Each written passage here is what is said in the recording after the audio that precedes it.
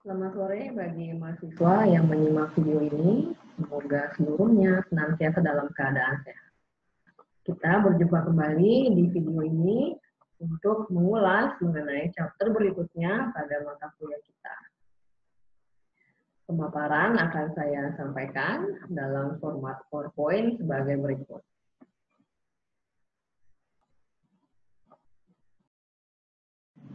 Pada video ini akan dibahas topik yaitu merancang dan mengelola komunikasi pemasaran terintegrasi.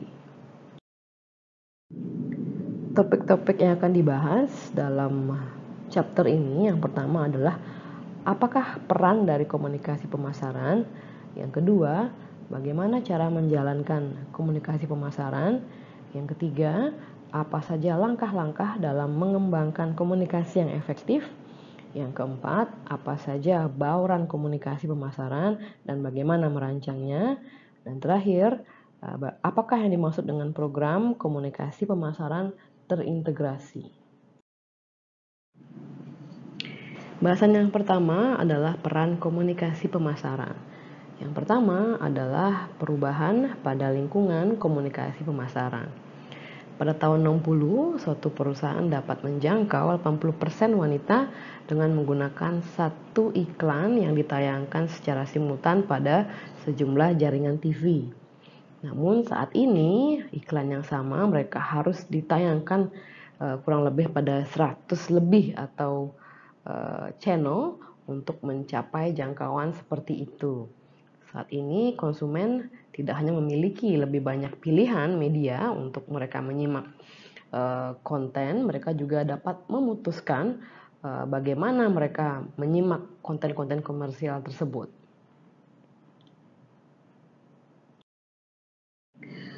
Poin berikutnya adalah bauran komunikasi pemasaran. Bauran komunikasi pemasaran terdiri atas 8 mode komunikasi. Yang pertama adalah advertising atau iklan, yaitu merupakan berbagai bentuk presentasi dan promosi dari barang atau jasa melalui berbagai media, seperti misalnya media print, yaitu koran atau majalah, media broadcasting, itu radio dan televisi, media network, yaitu telepon, kabel, satelit dan wireless, media elektronik, yaitu web page, media sosial, dan kemudian media display seperti billboard, sign, dan poster. Yang kedua adalah sales promotion atau promosi penjualan. Jadi ini adalah bentuk dari insentif jangka pendek untuk menarik atau mendorong konsumen untuk mencoba atau membeli suatu produk atau jasa. Jadi contoh dari promosi penjualan ini adalah pemberian sampel, pemberian kupon, kemudian promosi perdagangan seperti pameran, dan kemudian menggunakan tenaga penjualan. Jadi contohnya adalah menggunakan tenaga penjualan seperti produk rokok, yaitu menggunakan sales promotion girls. Yang ketiga adalah events atau experience. Ini merupakan kegiatan yang disponsori oleh perusahaan untuk menciptakan interaksi antara konsumen dengan brand. Seperti contohnya adalah mensponsori kegiatan olahraga. Jadi minuman berenergi salah satunya mensponsori kegiatan olahraga ekstrim seperti skydiving contohnya. Kegiatan lain yang juga dapat disponsori oleh produk adalah kegiatan seni, hiburan seperti konser dan sebagainya, acara amal, dan juga aktivitas-aktivitas yang tidak terlalu formal. Yang keempat adalah public relation dan juga publisitas. Jadi ini merupakan berbagai macam program yang ditujukan secara internal kepada karyawan atau secara eksternal pada konsumen, perusahaan lain, pemerintah, dan sebagainya. Contohnya adalah bagaimana Universitas Marmadewa itu melakukan publisitas dengan berbagai topik. Contohnya adalah dengan mempublikasikan pencapaian dari mahasiswanya di media massa, juga berbagai program yang dilakukan terhadap karyawannya seperti peningkatan kemampuan karyawan dengan memberikan pelatihan atau training, itu juga dipublikasikan di media dan sebagainya. Jadi intinya adalah melakukan publikasi di media mengenai hal-hal positif yang dilakukan oleh perusahaan. Bauran komunikasi pemasaran berikutnya adalah direct marketing atau pemasaran langsung. Jadi di sini menggunakan email, telepon, dan internet untuk berkomunikasi secara langsung dengan spesifik konsumen atau prospek untuk mendapatkan respon atau melakukan dialog dengan mereka untuk dapat mendorong brand awareness ataupun minat pembelian. Berikutnya adalah interaktif marketing atau pemasaran interaktif. Ini merupakan program dan aktivitas online yang dirancang untuk dapat melakukan interaksi dengan konsumen atau prospek secara langsung maupun tidak langsung, bertujuan untuk meningkatkan awareness, meningkatkan image dari merek atau produk tersebut, atau juga untuk mendorong pembelian produk dan layanan. Contoh dari kegiatan ini adalah melakukan live shopping, contohnya pada e-marketplace yaitu Shopee atau Tokopedia, untuk meningkatkan interaksi dengan konsumen sehingga mampu meningkatkan atau mendorong minat mereka untuk melakukan pembelian. Contoh lain dari interaktif marketing adalah memberikan giveaway pada sosial media dan sebagainya. Bauran berikutnya adalah word of mouth marketing, yaitu interaksi atau komunikasi people to people atau orang ke orang secara oral, tertulis, ataupun secara elektronik yang menyampaikan pengalaman mereka dalam membeli atau menggunakan produk atau layanan. Jadi review-review ini sering digunakan sebagai alat pemasaran oleh perusahaan dengan cara mencantumkan review-review ini di platform yang mereka gunakan untuk memasarkan produk. Contohnya adalah di e-marketplace yaitu Shopee atau Tokopedia. Jadi penjual itu dapat menampilkan review dari konsumen sebelumnya untuk ditampilkan di sana sehingga dapat disimak oleh konsumen saat ini. Kemudian juga di platform lainnya seperti di website dari perusahaan, mereka juga mencantumkan review-review dari konsumen terdahulu. Tujuannya adalah untuk mengurangi ketidakpastian di benak konsumen dan juga untuk meningkatkan kepercayaan konsumen terhadap perusahaan atau produk tersebut dan juga untuk meningkatkan image atau reputasi perusahaan. Berikutnya adalah personal selling atau penjualan secara personal, yaitu interaksi face to face antara representasi dari perusahaan atau tenaga penjualan dengan pembeli prospektif dengan tujuan untuk melakukan presentasi, menjawab pertanyaan, atau untuk membukukan pemesanan atau pembelian. Jadi personal selling ini diperlukan untuk kategori produk yang cukup kompleks atau custom made untuk masing-masing pembeli. Contohnya adalah produk asuransi. Kemudian personal selling juga sering atau umum digunakan dalam melakukan kerjasama B2B atau business to business, artinya melakukan penjualan ke klien yaitu perusahaan. Jadi penjualan di sini bukan penjualan yang bersifat retail atau ke masing-masing individu, tapi penjualan yang bersifat B2B, artinya menjual ke perusahaan besar. Pada tabel ditampilkan ringkasan dari kedelapan bauran komunikasi pemasaran dari iklan sampai personal selling dan cara-cara atau metode yang dapat digunakan. Yang pertama adalah iklan dapat menggunakan sejumlah media, yaitu media print, media cetak, atau media broadcast. Itu juga termasuk packaging. Jadi packaging atau kemasan produk juga merupakan suatu cara untuk mengiklankan produk. Mana packaging yang menarik juga menjadi suatu iklan yang cukup efektif. Kemudian brosur, poster, billboard, dan point of purchase display. Ini maksudnya adalah menampilkan produk pada point of purchase. Itu menampilkan produk di dekat kasir sehingga ini mendorong impuls konsumen untuk mengambil produk tersebut dan membelinya langsung. Berikutnya adalah sales promotion. Intinya sales promotion ini adalah untuk mendorong konsumen membeli atau mencoba saat itu juga. Dia dapat dilakukan dengan memberikan hadiah, misalnya katakanlah suatu produk kopi yang apabila membeli kopi akan memperoleh hadiah gratis gelas. Nah, ini merupakan insentif bagi konsumen untuk membeli saat itu juga produk kopi ini. Cara lain dalam melakukan promosi penjualan adalah memberikan sampel, melakukan pameran perdagangan, kemudian demonstration juga termasuk. Jadi contohnya adalah melakukan katakanlah demo masak, di mana pada demo masak itu dijual produk-produk yang digunakan pada saat demo tersebut. Jadi dalam demo ini mungkin konsumen tertarik untuk membeli produk yang digunakan pada saat demo masak. Kemudian cara lain adalah memberikan kupon, cashback. Kemudian low interest financing adalah pembiayaan dengan bunga rendah. Ini sering digunakan oleh pemasar kendaraan bermotor. Jadi apabila pembeli ingin membeli kendaraan bermotor, mereka akan memperoleh pembiayaan dengan bunga yang rendah. Sehingga ini merupakan insentif bagi konsumen untuk membeli produk tersebut. Berikutnya adalah event dan experience. Jadi ini merupakan kegiatan yang disponsori oleh suatu perusahaan untuk kemudian mendorong konsumen membeli produk mereka. Contoh yang tadi saya sampaikan adalah produk minuman berenergi yang mensponsori kegiatan atau kegiatan olahraga ekstrim. Contohnya adalah kegiatan skydiving dan sebagainya. Kemudian event yang lain contohnya adalah hiburan, festival, kegiatan seni, kegiatan amal. Kemudian termasuk dalam event dan experience adalah tour pabrik. Jadi konsumen juga mungkin akan tertarik membeli produk setelah melakukan tour pabrik. Berikutnya adalah public relation dan publisitas. Yaitu metode yang dapat digunakan adalah dengan memberikan press kits, speech atau pidato, seminar juga termasuk, dan yang lain-lain.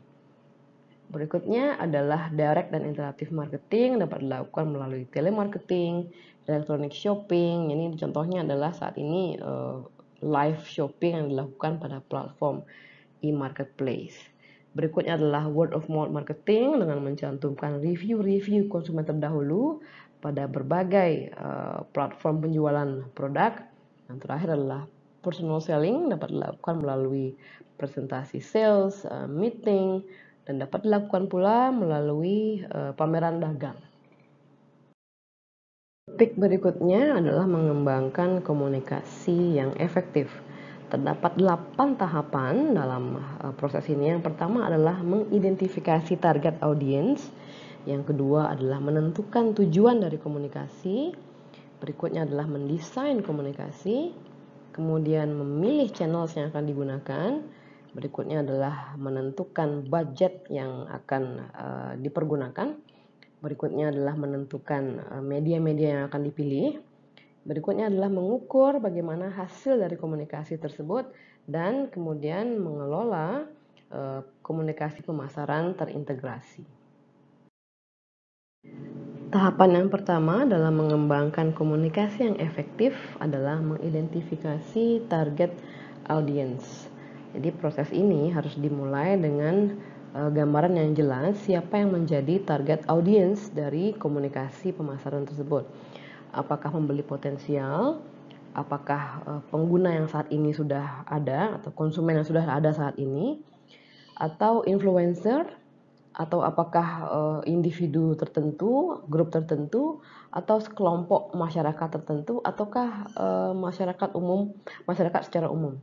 Jadi penentuan dari target audiens ini merupakan faktor yang penting dalam membentuk atau merancang keputusan mengenai apa yang harus dikatakan, bagaimana menyampaikan komunikasi pemasaran tersebut, kapan harus menyampaikannya, dan di media apa harus disampaikan.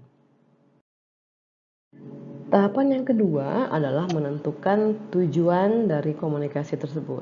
Terdapat 4 tujuan. Yang pertama adalah untuk memperkenalkan suatu kategori kebutuhan yang baru. Untuk produk-produk yang benar-benar baru atau sama sekali baru, seperti mobil listrik misalnya, jadi produk ini akan menggunakan komunikasi yang bertujuan untuk memperkenalkan kategori kebutuhan baru.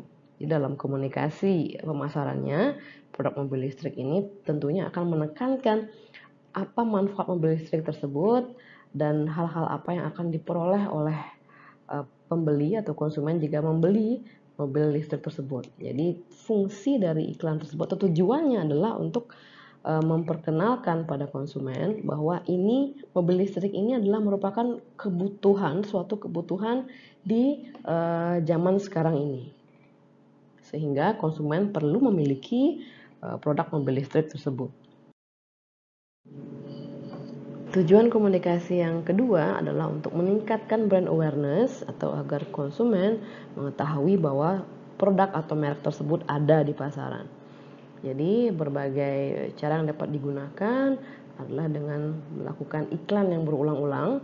Apabila kita menyimak iklan yang berulang-ulang dan mendengar nama merek secara berulang-ulang, kemungkinan nama merek itu akan menempel di ingatan kita, sehingga kemudian saat berbelanja produk di kategori tersebut kita akan ingat bahwa terdapat merek dengan nama tersebut.